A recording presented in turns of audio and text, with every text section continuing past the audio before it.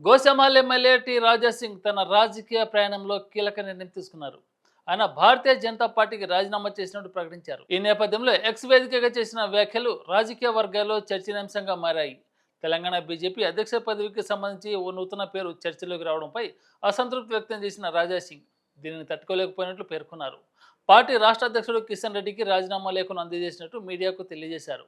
రాజీనామా అనంతరం సామాజిక మాధ్యమ వేదికగా స్పందించిన రాజాసింగ్ చాలా మంది మౌనంగా ఉన్నంత మాత్రాన దాన్ని అంగీకారంగా భావించరాదు అని వ్యాఖ్యానించారు.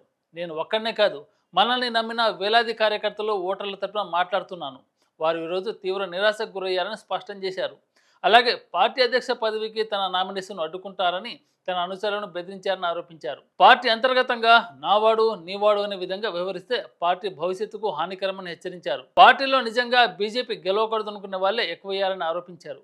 తెలంగాణలో బీజేపీ అధికారంలోకి రావాలంటే పార్టీ అంతర్గతంగా ఎన్నిక నిర్వహించి నిజమైన నేతను ఎంపిక చేయాల్సిన అవసరం ఉందని డిమాండ్ చేశారు రాజాసింగ్.